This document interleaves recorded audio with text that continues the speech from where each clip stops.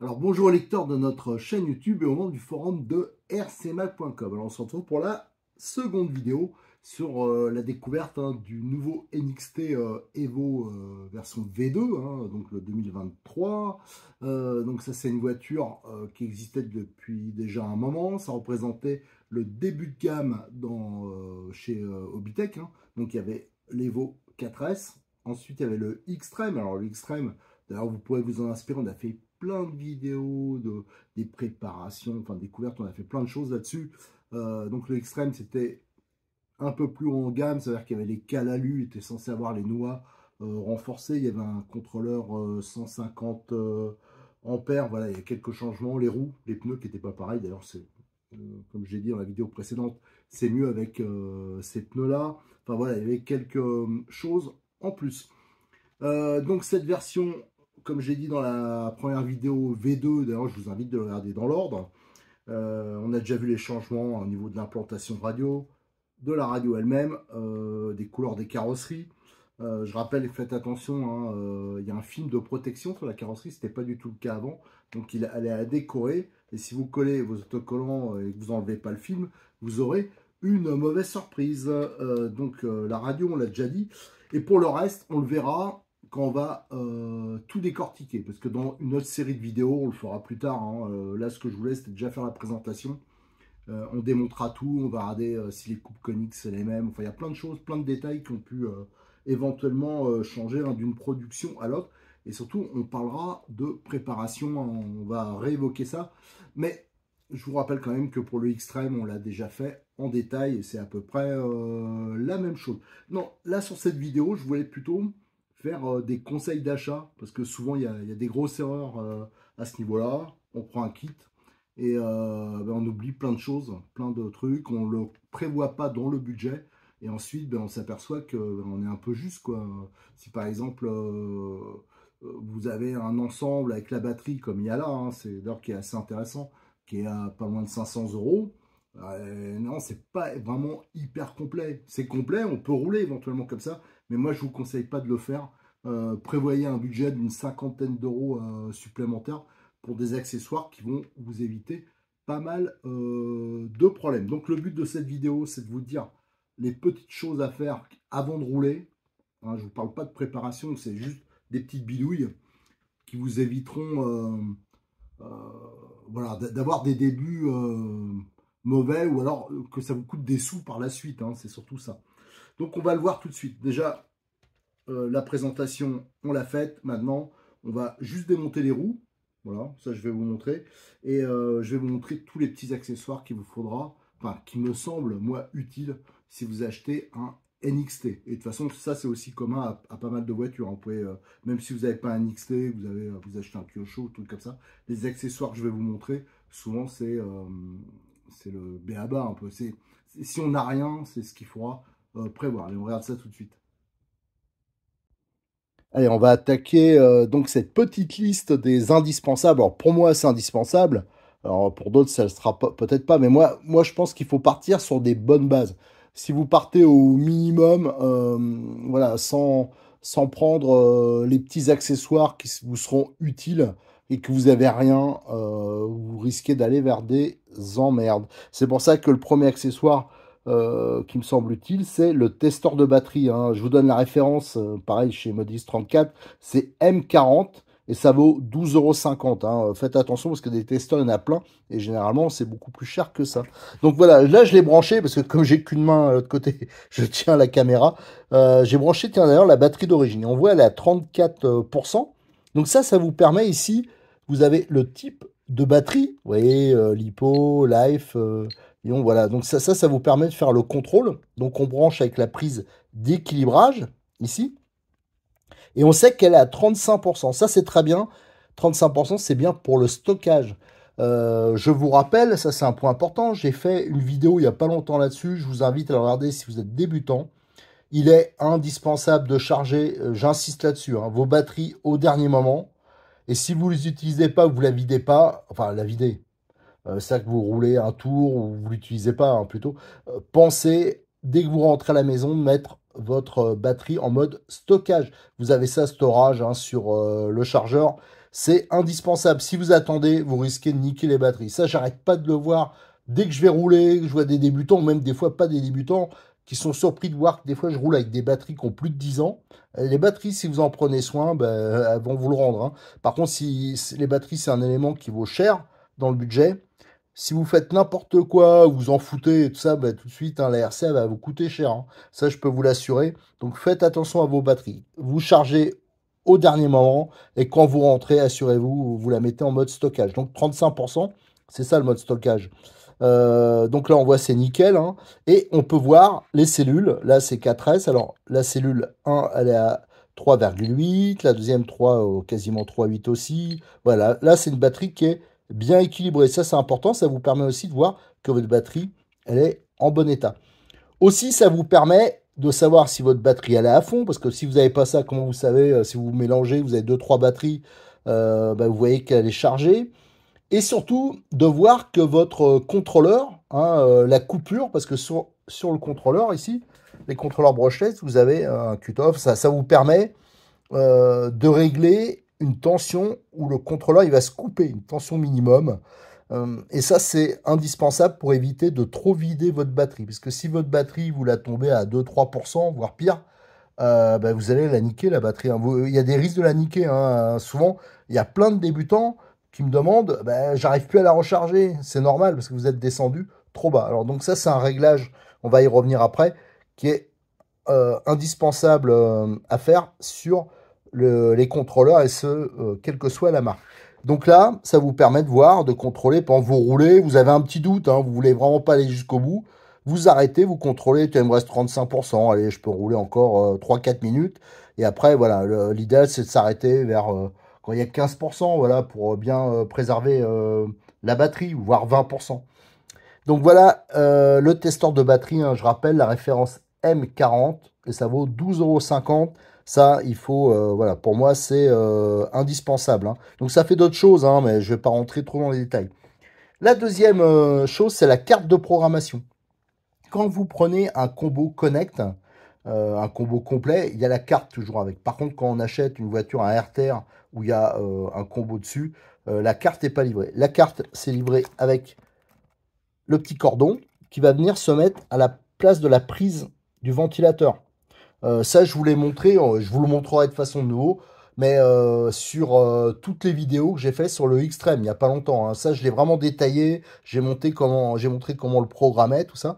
Et ça sert, selon le type de contrôleur qu'on a, il y a plusieurs tables. Et là, on peut changer des valeurs, c'est-à-dire que vous pouvez, par exemple, il y a la tension de coupure. Vous voyez, il y a des 3,4, 3,2, 3,6, tout ça. Alors, ça, en le changeant, ça va faire varier euh, la coupure. Et ça, c'est important parce que surtout cela, c'est pas toujours bon sur ces contrôleurs-là. Donc moi, j'ai tendance à le mettre sur le maximum, hein, qui est 3, 4 si je me souviens bien. Voilà, pour avoir quelque chose de correct. Mais ça permet aussi, il y a une fonction, le boost, hein. Ça, c'est faut la mettre quand on est débutant, faut le mettre au minimum. Parce que si vous le mettez... ça aussi, j'ai remarqué quand je l'ai réglé pour des débutants, je fais, ah, mais mets un peu plus haut. Non, non, parce que on fait chauffer, on consomme plus. Donc pour un débutant, ça sert à rien. Surtout que là, c'est un moteur 2002, donc ça pousse déjà très fort. On peut régler aussi tout ce qui est le frein. Enfin voilà, il y a plein de réglages. Ça, je vous le réexpliquerai sur une vidéo, mais pour ceux qui sont plus pressés, je le rappelle, pour le Xtreme, je l'ai déjà fait. Donc la carte de programmation, pareil, vous la trouvez chez Cyril. Et de mémoire, je ne me rappelle plus, mais ça vaut une quinzaine d'euros, je crois. Voilà, là, j'avais pas noté la référence. Voilà, donc ça... Ah si, non, ça vaut 11,90 €. Alors là, il faut vraiment pas s'en priver, complet. Ça, pareil, ça me paraît indispensable. Parce que comment, si on n'a pas ça, c'est possible, hein, avec la notice, ils disent les manœuvres, mais moi, j'ai jamais réussi. Et si on fait aucun réglage, franchement, c'est bidon. Ça sert à rien de prendre une voiture qui est un peu perfectionné, qui a des réglages si on les fait pas et qu'on roule dans de mauvaises conditions. Voilà, donc il y a ça. Ensuite, je mettrai dans l'ordre le sac de charge. Là, vous voyez, par exemple, j'ai mis une batterie dedans. Alors, celui que je vous conseille, moi, c'est le Connect. Hein. Ça vaut 9,90 €. Voilà, quand on charge, alors, il y en a plein qui le font pas. Moi, je regrette que sur les courses, on fasse pas plus la guerre sur ce point-là. Mais le sac de charge, voilà, la batterie dedans. Si jamais il y a un incident avec la batterie, bah, ça va pas vous mettre le feu à la baraque ou à votre garage ou à votre cave.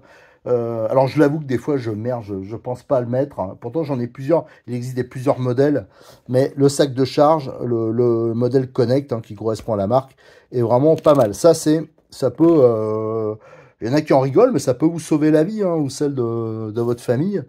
Les batteries, surtout quand on est débutant, si vous faites n'importe quoi avec les batteries, vous risquez de le payer cher. Alors, je veux pas être alarmiste, hein, je dis pas que c'est méga dangereux, mais des batteries qui pètent, hein, il y en a régulièrement. Donc, le sac de charge, hein, pensez-y, c'est pas trop cher, ça vaut 10 €, c'est à vie, hein, c'est pas ça qui va s'abîmer. Donc, pensez-y aussi. Et les deux derniers trucs qui me semblent indispensables quand vous débutez, c'est par exemple le palonnier. Alors là, je l'ai en version rouge, en version bleue, mais il existe en version noire. Ça, c'est le modèle. Il n'y a qu'un modèle hein, qui se monte nickel, qui permet d'avoir, qui a la bonne hauteur, qui est de qualité. Je vais vous donner les références. Alors, je ne les ai pas toutes notées, hein, mais la version noire, c'est la M419 et la version rouge, c'est M418. Et ça vaut 10 €. Et ça, il est verrouillable. Déjà, ils sont beaux. Ils sont verrouillables. Voilà, ça aussi, le montage, hein, je vous l'ai déjà montré en détail sur les vidéos. Et quand je vais vous faire, là, je vous fais la présentation en 2 vidéos, mais après, on va faire le démontage intégral de la voiture, ce sera à part. Hein. Mais je vous ferai aussi une petite préparation de base, comme j'ai déjà fait, hein, ce sera des rappels, mais ce serait pour faire une petite série spéciale avec les petites choses qu'il faut faire qui me semblent utile. Donc on refera le montage des palonniers. Donc je vous rappelle hein, les références pour le noir M419 et M418 pour le rouge et ça vaut 10 €. Et la dernière petite option, ah bah tiens il est là le noir, voilà j'avais mis, voilà, donc on l'a en complet. Et la dernière petite option que je vous conseille, hein, j'en ai parlé dans la vidéo 1, bien sûr je vous invite à regarder les vidéos dans l'ordre, c'est les écrous borgnes. Voilà. Ça existe en plusieurs couleurs. Alors, généralement, je sais qu'il y en a beaucoup qui mettent en noir ou en rouge. Alors, je vous donne les références. Ça vaut, pareil, 10 € à peu près, un peu moins. M740 pour le rouge et M743 pour le noir, pour les 4. Hein. Et ben ça évite... Alors, comment vous montrer ça? En fin de compte, j'en ai parlé avant hein, déjà, mais quand on prend des chocs, ici, quand vous mettez les écrous d'origine, le filetage, il dépasse. Alors ça, c'est commun à tous les modèles. Et si vous prenez un choc, bah, après l'écrou, bon, on le foire, quoi, on peut plus le démonter. Et en plus, tout au fond, là, vous avez une vis sans tête qui tient cette goupille.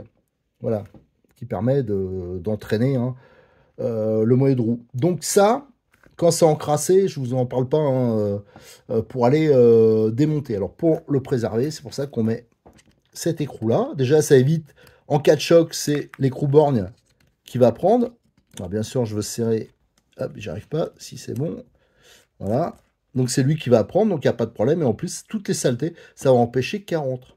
Alors je précise bien sûr, hein, parce que ça, je l'ai déjà vu. Là aussi, on a beau leur dire de ne pas le faire, ils pensent que c'est bon, et après, ben, ils pleurent. Ne roulez pas dans la flotte avec ce genre de bagnole, même si c'est un peu humide, parce qu'après, vous allez le payer vraiment très cher. Surtout si vous n'êtes pas très doué pour l'entretien, pour la mécanique. Évitez ça voilà, comme la peste, parce que vous aurez vraiment des problèmes. Hein. Moi, j'ai le cas régulièrement, parce que dans le secteur, bah, ceux qui ont des NXT, tout ça, ou des Kyosho, ou des Obao, n'importe quoi, ils ont tendance, bah, comme ils voient que je suis à côté de Béziers, ils me contactent, ah, bah, j'ai un problème, est-ce qu'ils ne pourraient pas regarder? Alors, toutes les semaines, hein, j'ai 3-4 personnes qui viennent pour regarder, et des fois, je vois des choses mais hallucinantes. Alors, on me dit, si, mais je regardais tes vidéos, j'ai suivi, et après, je vois qu'en fin de compte, rien n'a été respecté. Je le comprends, hein, parce qu'on est tous comme ça, quand on a un nouveau jouet, on a envie de rouler. Donc on roule, on roule, on est pressé. et on ne prend pas le temps de faire les petites bidouilles, les petites préparations indispensables. Voilà, au niveau, là, on a fait ce qui me paraît indispensable. Alors là, j'ai pas calculé niveau budget, mais on doit arriver dans les 50, peut-être 60 euros, j'ai pas regardé. Mais moi, ça me paraît quand même indispensable. Autre chose, pensez qu'il vous faudra peut-être une seconde batterie. Parce que rouler avec une seule batterie, il faut pas, par exemple, vous rouler avec la batterie, vous avez une source d'alimentation, à peine arrêté, vous rebranchez la batterie, vous partez en charge. Donc la batterie, il faut la laisser quand même un minimum se reposer. Moi, déjà, j'évite de recharger plus d'une fois la batterie dans la journée. Alors après, il y a plusieurs écoles, hein, il y en a qui chargent plusieurs fois, mais moi, j'y fais vraiment attention. Surtout que je ne prends pas des batteries hyper haut de gamme. D'ailleurs, j'ai souvent été plus emmerdé avec les batteries haut de gamme que les batteries de début. C'est pour ça que j'ai renoncé aux batteries haut de gamme. Je préfère me prendre deux trois batteries correctes qu'une batterie super top et qui va peut-être pas durer si longtemps que ça. Donc, ne chargez pas, par exemple, plus de 2 fois dans la journée, je pense. Et surtout, ce qui est important, c'est de laisser la batterie refroidir. Si vous roulez, elle est chaude et à peine arrivé, vous la rebranchez, vos batteries elles vont gonfler, quoi. Vous risquez de les abîmer. Donc, l'idéal, dans le temps, hein, bien sûr, parce qu'après, ça fait des gros budgets. L'idéal, moi, je pense, c'est de tourner au moins sur 3 4 batteries quand vous tournez un peu longtemps. Comme c'est celle-ci qui est livrée d'origine, je vous conseille de pas trop mélanger. Ça, c'est vraiment une très bonne batterie. Elle vaut, je crois, un peu moins de 70 euros, hein. Elle existe en une version avec un peu plus de capacité. Mais déjà, l'avantage de celle-ci, c'est qu'elle est légère et compacte. Donc, ça veut dire qu'elle va pas toucher la carrosserie. Parce que vous avez des batteries, quand vous il y en a qui prennent, l'autre fois, il y en a un, il vient, il avait une batterie de 10 000. J'ai mis 120. Enfin, je veux dire, c'était une batterie de compétition. J'ai dit, mais qu'est-ce que tu vas faire avec cet engin? Elle était énorme en plus. C'est de la génération d'avant. Et sa voiture, bien sûr, ben, déjà, elle penchait elle tenait pas la route parce qu'elle était déséquilibrée. Il y avait trop de poids d'un côté. Et en plus, la carrosserie était de travers. Parce que vous verrez, hein, avec les buggy, souvent les carrosseries, les packs d'accus sont trop hauts, surtout les coquets. Et ça touche sur la carrosserie. Alors, c'est pas terrible, quoi. Ça l'abîme. La carrosserie est de travers. Et la tenue de route, ben, bien sûr, elle est dégradée parce que vous avez trop de poids d'un côté. Moi, pour moi, celle-là, elle est idéale parce qu'elle est. Bon, déjà, elle n'est pas coquée. Alors, ça, faut faire attention, bien sûr, de bien la fixer hein, parce qu'elle est moins protégée, hein. Mais surtout, elle est légère. Voilà, elle est bien compacte, tout ça. Moi, je la trouve très, très bien. Ça fait un moment que j'utilise ce type de batterie sur mes voitures. Vous avez pu le voir sur le Neo. Enfin voilà. Et je suis en train de passer là-dessus. Et c'est vraiment beaucoup plus compact. Tiens, d'ailleurs, pour vous le montrer, je vais aller chercher une batterie à peu près équivalente, mais une batterie classique. Alors, je suis allé chercher une batterie classique, hein, coquée, de même capacité, hein, 5002. Voilà. Et on peut voir, regardez la différence de hauteur. Elle est vraiment très importante. Et là, ça touche, hein. En plus, souvent, on la monte plutôt comme ça. Et là, on peut voir, hein, bien sûr, la différence de poids, elle est en proportion, hein. Donc, c'est pour ça que je vous dis, ce type de batterie, si vous faites du loisir, c'est l'idéal. Cherchez pas des capacités supérieures. Pour moi, ça sert à rien. Parce que votre voiture, déjà, bah, la tenue de route, elle sera moins bonne. Elle sera un peu moins vive. Elle sera... et surtout, ça va toucher de partout. Voilà. Donc, surtout si vous commencez avec... Vous avez cette batterie qui est livrée, hein, on avait vu hein, dans la première vidéo. L'ensemble, il est vraiment très intéressant, hein, parce que pour 100 euros, vous avez la batterie, plus un bon chargeur, les câbles qui vont bien. Donc ça, c'est vraiment nickel. Donc voilà, si vous rachetez des batteries, moi, je vous conseille de reprendre les mêmes. Là, j'en ai profité, j'ai mis mon NXT RR hein, qui a roulé. Donc là, il est un peu poussiéreux. C'est juste pour vous montrer hein, l'histoire du palonnier. Donc là, vous l'avez, le palonnier noir. On va en reparler après, hein. Moi, j'avais pris la version noire. Et là, j'avais mes écrous là, que j'ai depuis vraiment longtemps. Et vous voyez, ça protège parfaitement. Et même eux, ils sont un tout petit peu là. J'ai un peu à bavurer parce que ça a pris des chocs. Mais c'est nickel. Et en plus, comme ça dépasse un peu, ça protège aussi la jante. Parce que des fois, les bords de jante, ça peut taper, on peut abîmer. Et ça, je trouve que depuis, j'ai moins de traces sur l'extérieur. Voilà pour les options indispensables. Maintenant, je vais vous parler un peu de l'outillage. Je me suis un peu précipité hein, avant de parler d'outillage. Je voulais vous parler de 2-3 petites choses à faire sur la voiture avant de rouler, hein, si vous êtes trop pressé pour faire les préparations un peu plus poussées. Déjà, donc, si vous changez le palonnier de direction, il faudra en profiter pour modifier la longueur de la biellette. Alors, je réexplique. Il faut absolument que votre bras, ici, le bras, il soit, enfin le palonnier, il soit parfaitement parallèle avec la commande de direction. Et on voit là que si vous mettez le bras droit ici, vous voyez que c'est complètement décalé, votre direction, regardez. C'est absolument pas droit. Ça, c'est pour ça que sur toutes les vidéos que j'ai fait sur les NXT, et ça, je regrette que y en a des fois qui font des vidéos sur les NXT, ça, ils en parlent pas. C'est rouler avec cette commande de travers, c'est complètement con. Alors ça, c'est commun à plein de bagnoles, hein, c'est rarement bien parallèle. Donc ça, faut le refaire. Donc il faut faire le réglage comme j'ai fait ici. Ça, je l'ai expliqué déjà sur le forum de rcmac.com. Hein. Je rappelle que sur le forum, on a plein de sujets sur les NXT. Hein. N'hésitez pas à venir nous rejoindre si vous avez ce type de voiture. Et vous voyez, par contre, là, c'est parfaitement parallèle. Donc ce qu'il faut, donc j'ai changé le palonnier. Et vous voyez, j'ai raccourci une d'échappe. Alors je crois que c'est 1,5 mm. Et là, ça permet d'avoir l'amplitude de réglage pour avoir quelque chose de parfaitement droit. Si vous ne faites pas ça, bon, déjà, votre commande sera de traviole, hein, c'est sûr, mais vous n'aurez pas le même braquage, enfin la même efficacité niveau braquage à droite et à gauche. Et avec les radios d'origine, en plus, on ne peut pas régler indépendamment le débattement à droite et à gauche, hein, ça fait les deux côtés à la fois. Donc vos butées de direction, elles seront mauvaises, donc vous aurez déjà une tenue de route qui ne sera pas optimum, et en plus vous allez niquer votre cerveau de direction, parce que quand vous êtes en butée ici, je rappelle qu'il faut absolument que vous régliez votre débattement pour pas que ça continue à forcer, parce que là votre cerveau vous allez l'abîmer. Et si ça c'est pas parfaitement parallèle, ben, vous aurez y a un côté qui sera embuté, alors que l'autre côté vous aurez encore de la marge, donc c'est complètement bête. Donc il faut absolument faire cette petite modif que j'ai déjà, je vous le referai, hein, je vous le montrerai en vidéo, mais pour les plus pressés, on en parle sur le forum, et j'ai déjà fait sur le NXT Extreme. Hein, vous avez cette petite préparation qui est toute bête, il y en a pour 5 minutes, quoi. Donc c'est bête de ne pas le faire, et je l'ai fait aussi pour le montage. Ici c'est un RR, hein, je l'avais fait pour celui-ci, je l'ai fait pour le NXT à plat, enfin voilà. On a fait, on l'a fait à multiples reprises. Donc ça c'est vraiment quelque chose qui me semble indispensable. Autre chose, il serait bien de vérifier les fixations là. Au niveau, voilà. Là, vous avez des fixations métal. Alors ça, c'est très bien. Souvent, ça tend à un peu se desserrer.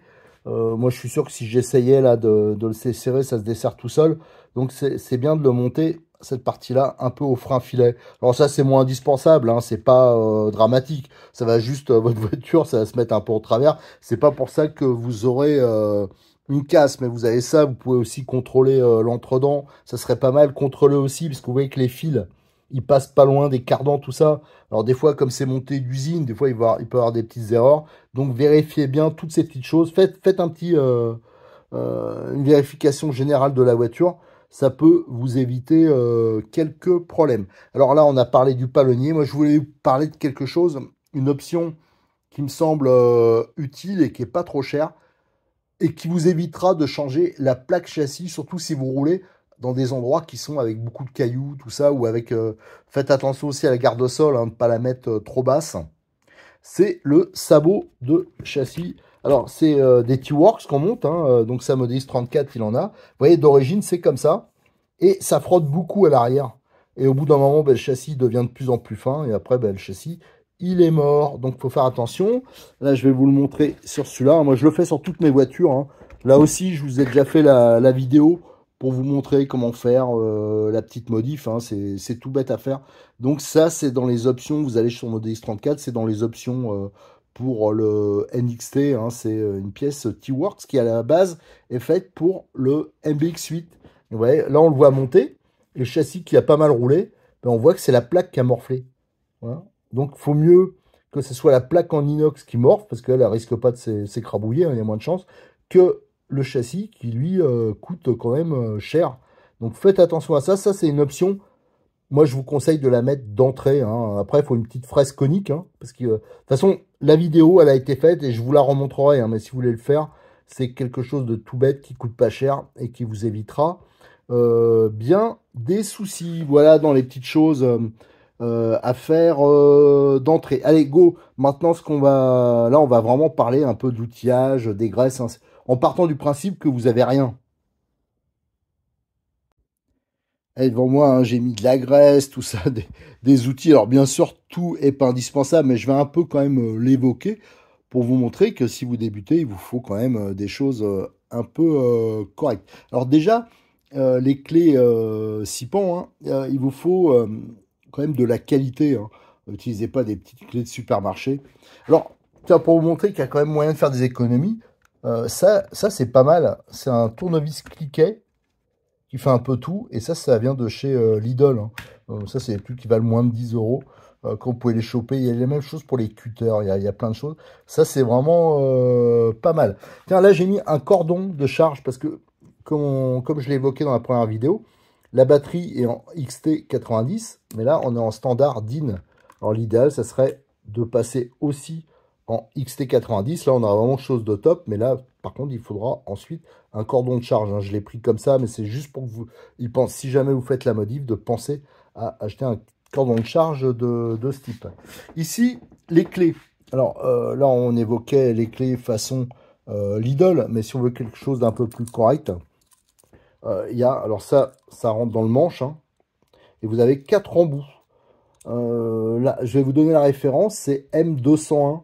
Et ça vaut, je crois, une quinzaine d'euros. Moi, j'utilise ça depuis des années. L'avantage, c'est que j'en ai 2-3, parce que je les mets dans ma caisse de terrain. Et quand il faut bricoler, ben, on n'a pas besoin d'amener 4 tournevis. Et là, en plus, il y a une version renforcée qui va sortir. Alors, par contre, ça, j'insiste, ne pas l'utiliser avec une visseuse, parce que vous allez dessouder. C'est en 2 parties, là, vous allez dessouder cette partie-là. Mais à la main, c'est parfait et c'est vraiment de bonne qualité hein, pour le truc. Alors, il y a Hobbytech qui a sorti aussi leur gamme d'outils. Hein, pour ceux qui le veulent, 4 manches séparées. C'est vrai que c'est assez joli. Vous avez ceux-là pour les tournevis, pour les douilles. Hein. Donc là, vous avez 7, vous avez 5, 5. Voilà, il y a toute la gamme. Pour le carrossage, vous avez les équerres. Parce que c'est vrai que j'en ai pas parlé. J'en parlerai dans les vidéos de démontage. Mais les épures de suspension, enfin les épures de suspension, les réglages d'origine ne sont pas optimum. Hein, notamment au niveau du réglage du carrossage. Donc ça, c'est des choses qu'on verra après. C'est vrai qu'on a ce genre d'outils. C'est vraiment pratique pour faire des réglages un peu sérieux. Ça, les pinces à lu, ça j'en parle dans toutes mes vidéos. Mais ça, c'est si vous faites de l'ARC, quand vous commencez à démonter pour faire les amortisseurs, tout ça, ça me semble indispensable. Parce que si vous n'avez pas ça, vous risquez d'abîmer les tiges. Voilà, ça, c'est vraiment un outil qui est vraiment nickel. Alors, je pense que j'avais noté, ouais, la référence, c'est celui-là, c'est M245. Ça fait des années que j'utilise. Alors, celui-là, il vaut quand même dans les 25 euros, mais il y a une version qui vaut moins de 20 euros, qui est un peu plus simple, que j'utilise aussi, parce que souvent, j'en ai besoin de deux, notamment pour le montage des amortisseurs. Et c'est la référence M244B. Voilà. Là, vous avez plusieurs versions. Ça, c'est des clés pour les réglages notamment de pincement, de carrossage. Alors par exemple, c'est pour mettre ici, pour régler, vous avez des pas inversés ici. Alors là, c'est une clé de 4 qu'il faut. Ça vous permet de régler le pincement ou l'ouverture à l'avant. Et à l'arrière, il faut une clé de 6, si je ne me trompe pas. Voilà, la grosse clé ici, ça c'est pour régler le carrossage. Donc pensez à avoir, ça peut être des petites clés plus simples, hein, des clés d'outillage classique qu'on a dans un garage. Donc il faut du... alors sur la version d'origine, hein, ici c'est du 4 et là c'est du 6. J'utilise aussi ces petits embouts là. Alors ça va très bien en complément avec cette clé là. D'ailleurs, si vous suivez les montages que je fais, j'utilise souvent. Ça c'est pour les visseuses. Hein. Ces embouts qui sont donc spécifiques et c'est la référence M201. Voilà, ça j'utilise. Et ça, c'est un petit cliquet que j'ai trouvé chez Lidl et ça rentre dedans. Alors ça, c'est vraiment nickel pour quand il faut un tout petit peu forcer, des choses comme ça. Alors ça, j'utilise ça depuis des années. Si vous y faites gaffe, c'est quasiment à vie. C'est utile aussi d'avoir, vous verrez, hein, ça c'est après l'accessoire qui me semble indispensable aussi, mais c'est les ciseaux, Alexandre appelle ça, c'est parce qu'ils sont courbés, si vous regardez. Voilà, donc ça veut dire que quand vous faites des découpes, ça permet de suivre, par exemple, un passage de roue, des choses comme ça. Mais je m'en sers aussi pour, quand ils sont un peu usés, je les mets de côté, je prends un neuf, parce que ça vaut pas très cher, ça vaut une dizaine d'euros hein, chez Cyril. Les Tamiya sont très bien, par exemple, mais celui-là, vous voyez, ils sont traités encore un peu différemment. Et quand ils sont un peu usés, je les utilise pour couper les colliers, des choses comme ça. Donc ça, c'est vraiment dans une caisse de terrain.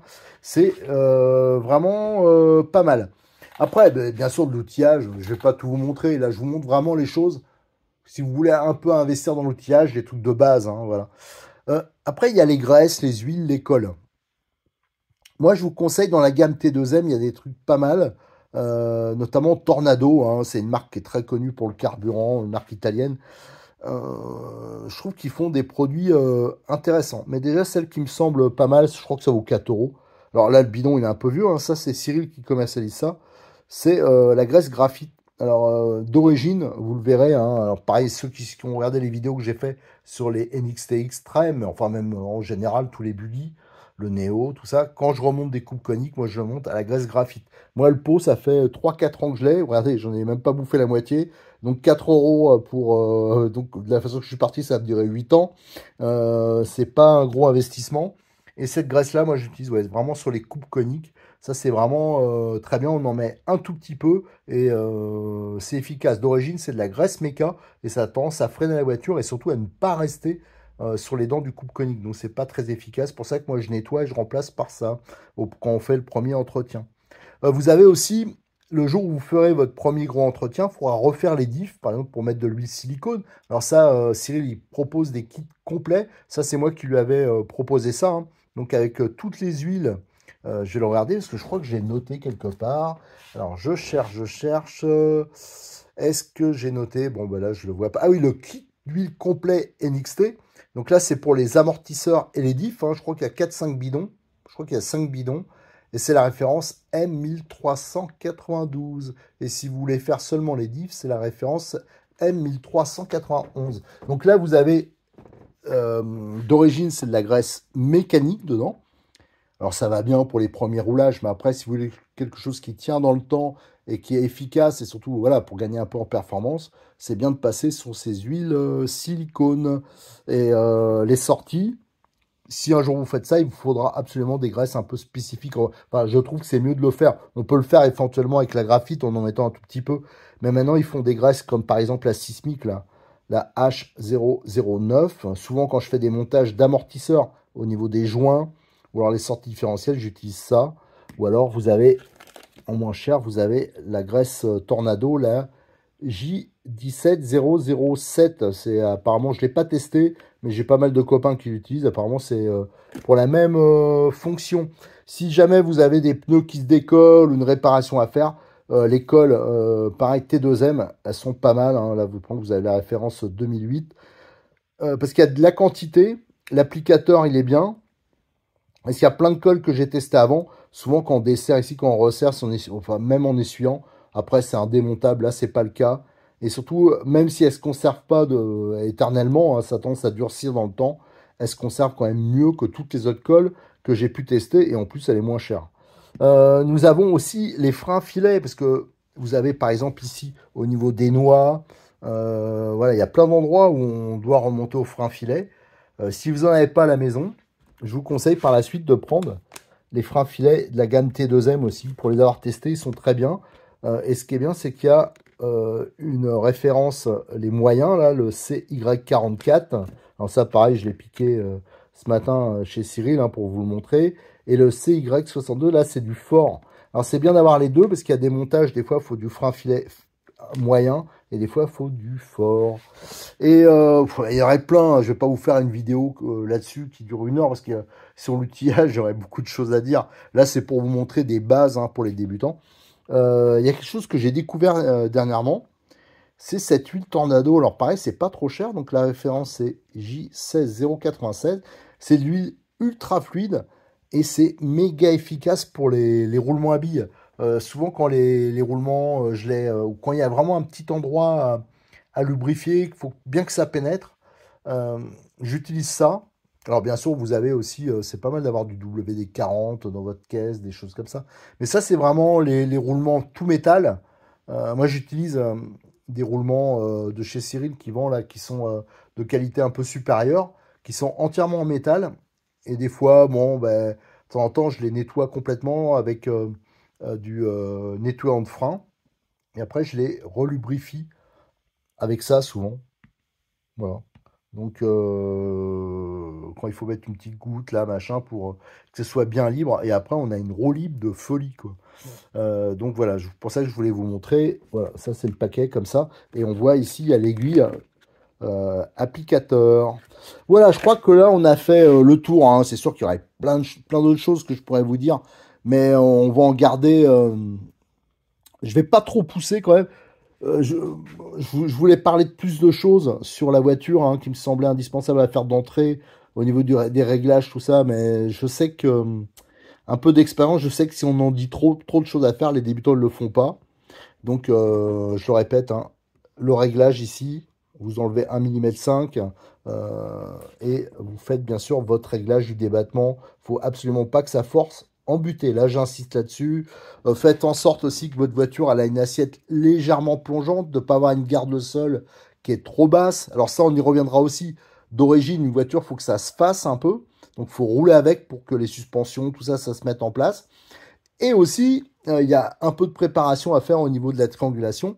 Ça, je vous l'ai déjà montré aussi pour le Xtreme.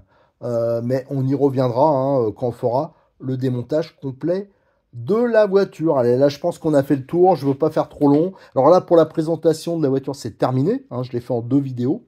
Tout ça pour pouvoir bien référencer. Et par la suite, alors là, j'ai le Néo à terminer. J'ai d'autres projets qui étaient en route.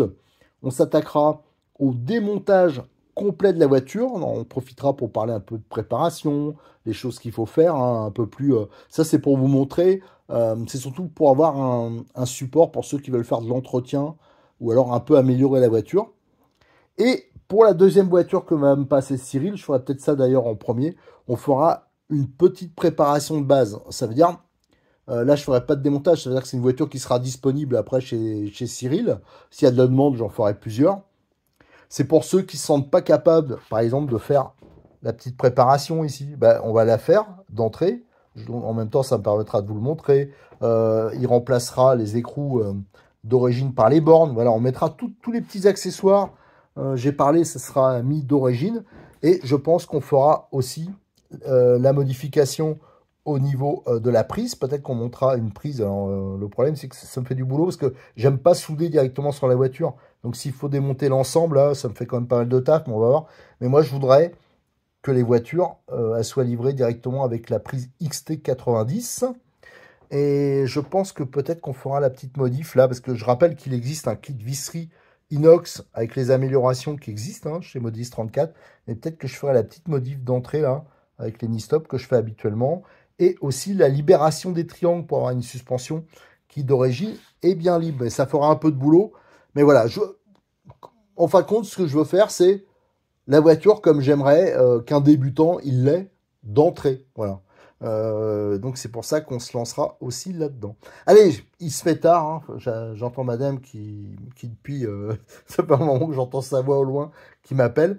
Donc, je vous donne rendez-vous, hein, bien sûr, pour les prochaines vidéos sur notre chaîne YouTube, mais aussi sur le forum. Hein, n'hésitez pas à venir nous rejoindre pour poser des questions. Si vous avez des préparations à montrer, des choses comme ça, c'est vachement... je sais que c'est pas fun, entre guillemets. Un forum, maintenant, c'est plus à la mode, mais c'est quand même hyper pratique pour ça. Et ça permet surtout de conserver les photos. Allez, n'oubliez pas de vous abonner à la chaîne et de liker.